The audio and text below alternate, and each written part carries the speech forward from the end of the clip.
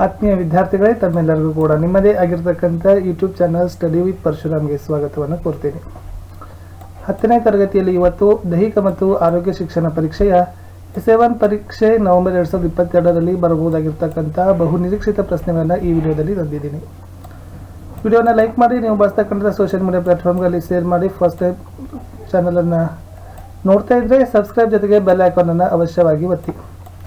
ನಮ್ಮದೊಂದು study with Parashuram ಅಂತ Telegram group ಇದೆ, ಅದಕ್ಕೂ ಕೂಡ ಬಂದು ಜಾಯ್ನ್ ಆಗಿ ಅಂತ ಹೇಳ್ತಾ ಒಂದು ಇಂಪಾರ್ಟೆಂಟ್ ಕ್ವಶನ್ಸ್ಗಳಿದ್ದಾವೆ, ಬಹಳಷ್ಟೇನಿಲ್ಲ.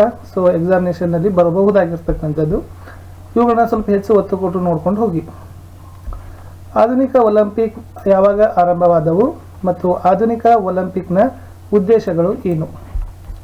ಆಧುನಿಕ ಒಲಿಂಪಿಕ್ನ ಜನಕ ಅಂತ ಯಾರನ್ನ ಕರಿತೀವಿ? ಒಲಿಂಪಿಕ್ನ ಧ್ಯೇಯ ವಾಕ್ಯದ ಅರ್ಥ ಏನು?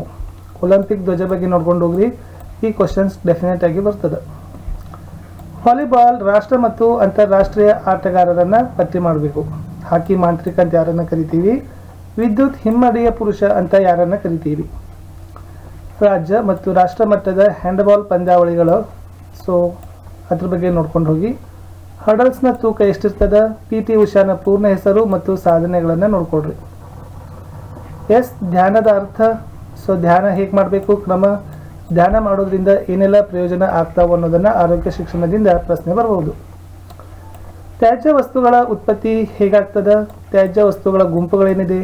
ತ್ಯಾಜ್ಯ ವಸ್ತುಗಳ ವಿಲೇವಾರಿ ಮಾಡತಕ್ಕಂಥ ಕ್ರಮ ಬಗ್ಗೆ ನೋಡ್ಕೊಡ್ರಿ. ಬಾವಿ ಮತ್ತು ಕೆರೆ ಸ್ವಚ್ಛತೆಯನ್ನು ನೋಡ್ಕೋಬೇಕು. ವಾಲಿಬಾಲ್ ಆಟದ ಕೌಶಲ್ಯಗಳನ್ನು ನೋಡ್ಕೊಡ್ರಿ. ಹಾಕಿ ಆಟದ ಕೌಶಲ್ಯಗಳು, ನಡಿಗೆಯ ತಂತ್ರಗಳನ್ನು ತಾವೇನು ಮಾಡ್ಕೋಬೇಕು, ನೋಡ್ಕೊಂಡು ಹೋಗಬೇಕು. ಇಲ್ಲಿ ಧ್ಯಾನ ಇದೆ.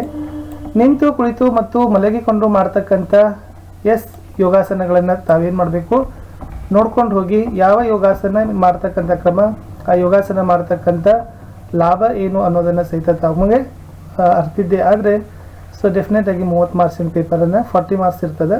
ಸೊ ಸೆಕ್ಯೂರ್ ಮಾಡ್ತೀವಿ. ಸಿಗುವ ನೆಕ್ಸ್ಟ್ ವಿಡಿಯೋದಲ್ಲಿ. ಬಾಯ್.